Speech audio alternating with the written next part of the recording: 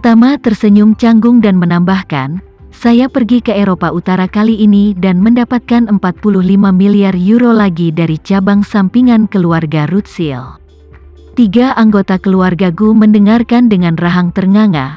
45 miliar euro, bahkan dalam pandangan keluarga Gu, adalah jumlah uang yang sangat besar. Tama benar-benar dapat mengeluarkan begitu banyak uang dari keluarga Rothschild, sungguh luar biasa. Askara bertanya dengan gugup, Tama, bagaimana kamu bisa berhubungan dengan keluarga Rothschild begitu cepat? Ini bukan hal yang baik untukmu. Meskipun keluarga Renza sekarang sangat kuat, tetapi dibandingkan dengan keluarga Rothschild, itu masih 100.000 mil. Tama sibuk berkata, tapi hanya keluarga cabang sampingan, dan saya melakukan yang relatif kering, tidak akan meninggalkan petunjuk apapun, karena uang itu dicuci ke tangan keluarga itu melalui saluran luar negeri dari front kataklismik. Saya tidak pegang tanganku. Mengatakan itu, Tama kemudian menjelaskan awal dan akhir konfliknya dengan keluarga William di Istana Nordik kepada ketiga orang tersebut. Namun, tentang penggunaan auranya untuk mengendalikan petugas Lotus itu, Tama tidak berbicara begitu jelas tetapi hanya mengatakan bahwa dia mahir dalam beberapa hipnotisme. Setelah mendengarkannya, Gema berseru, dengan penuh semangat berkata, Tama yang dilakukan ini benar-benar sangat lega. Bahwa apa William Rothschild masih ingin mengadu uang Tama saya, hanya mencari kematian.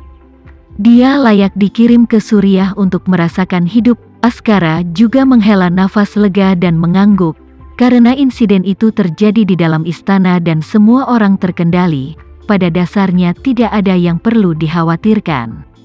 Lenan di samping bertanya, benar Tama, Aman Ramovic itu, tidak akan ada risiko darinya kan? Tama menggelengkan kepalanya dan berkata, selama permainan judi dan tindak lanjut dia tidak ada di sana, dia sama sekali tidak menyadari apa yang terjadi. Lenan meletakkan hatinya dan mengangguk, itu bagus. Saat makan ini, baik Tama dan Askara sangat senang. Keduanya minum di meja makan sampai tengah malam, sebelum mengakhiri pesta minum dengan tidak sabar atas permintaan Lenan dan Gema. Gema mengirim Tama ke kamar tamu, karena dia tahu bahwa dia harus kembali ke Jakarta di pagi hari. Dia bersikeras untuk mengantarnya di pagi hari. Tama langsung setuju untuk melakukannya. Malam ini, dia tidak banyak tidur. Yang bisa dia pikirkan hanyalah dirinya sendiri dan masa depan keluarga Renza. Selain industri keluarga Renza saat ini, ia menantikan isu shipping dan JX Pharmaceuticalnya. Jika kedua industri ini bisa lebih besar dan kuat, salah satu dari mereka akan memiliki peluang untuk menciptakan triliunan dolar. Mayoritas logistik dunia, tentu saja, bergantung pada pengiriman, ruang pengembangan masa depan hanya akan tumbuh.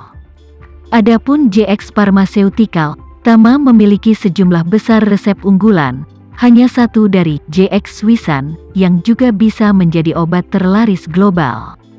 Apa yang lebih berharga adalah bahwa perusahaan farmasi lain, seperti Pfizer Amerika Serikat, Novartis, Mercer Prancis, dan lain-lain. Biaya penelitian dan pengembangan obat acak akan menjadi miliaran dolar. Dan itu memakan waktu beberapa tahun, dan tingkat keberhasilannya tidak tinggi, sehingga penjualan mereka, sebagian besar harus digunakan untuk mengisi biaya penelitian dan pengembangan, tetapi Tama tidak perlu mengeluarkan uang sepeser pun untuk penelitian dan pengembangan. Yang tersisa adalah front kataklismik, yang baru saja dia ambil di bawah sayapnya. Sesegera mungkin membiarkan kelompok orang ini berhasil mengapur, menjadi prioritas langsungnya. Kata-kata Askara memberinya inspirasi besar.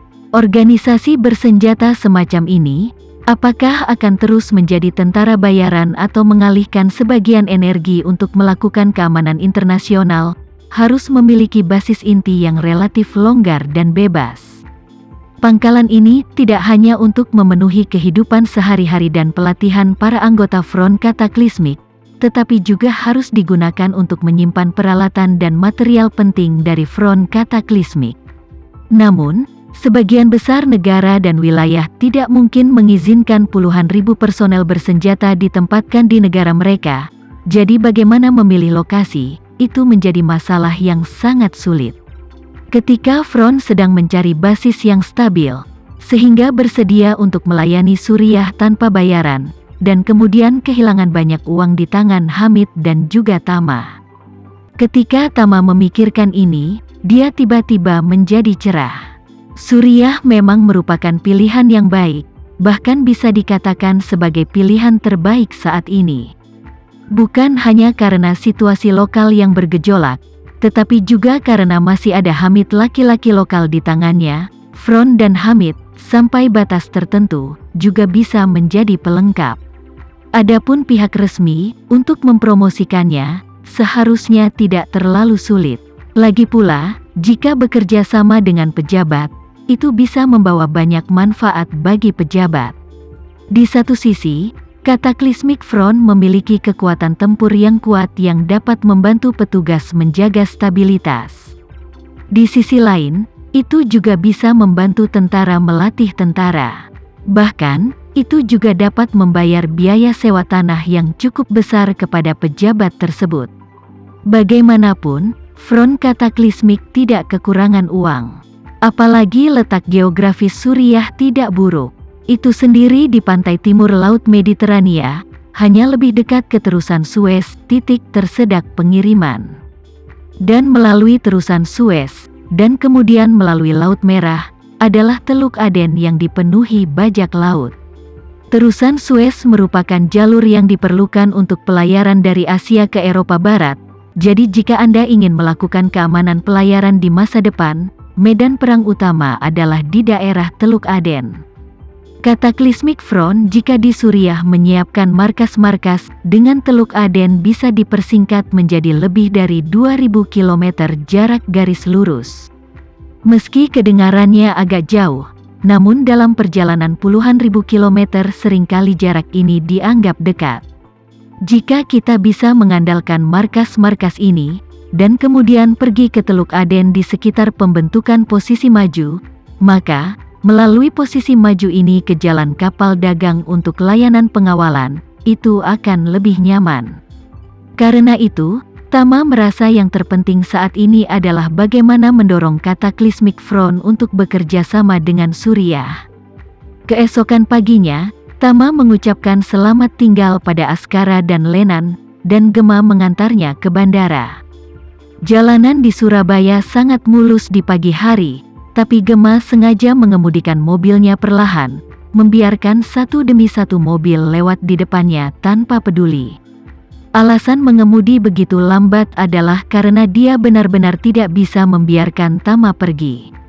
Dia juga menebak pikirannya, jadi tidak terburu-buru.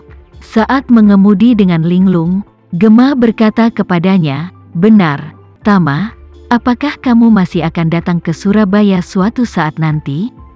Dia memikirkannya dan menjawab, "Setelah tim manajemen profesional di pihak keluarga Renza menyiapkan materi pelaporan, saya akan menemui mereka, tetapi saya tidak yakin apakah saya akan datang ke Surabaya, atau mungkin membiarkan mereka datang ke Jakarta untuk laporkan padaku."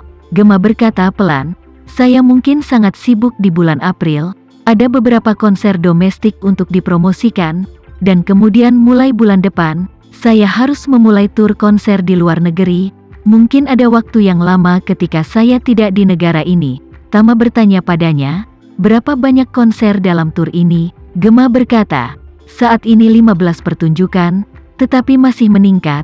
Tama bertanya tak percaya, "Bagaimana itu masih meningkat?" Gema meludahkan lidahnya dan tanpa daya berkata, "Jumlah fans luar negeri sangat banyak, karena ini adalah konser perpisahan terakhir.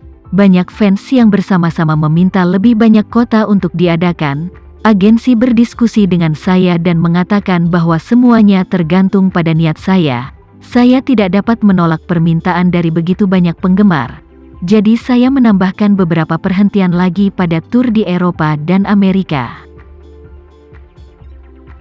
Sekian dulu ya video kali ini, kita lanjutkan lagi videonya di lain waktu. Oh iya, bagaimana menurut kalian? Semoga bisa sedikit menghibur kalian semua. Untuk teman-teman yang baru nonton, jangan lupa subscribe ya, hehehe. Dan kalau teman-teman ada yang ingin gabung langganan, bisa langsung gabung saja untuk dapat fitur yang menarik dan sedikit membantu Mimin. Terima kasih banyak sudah menonton, sampai jumpa lagi, bye bye bye.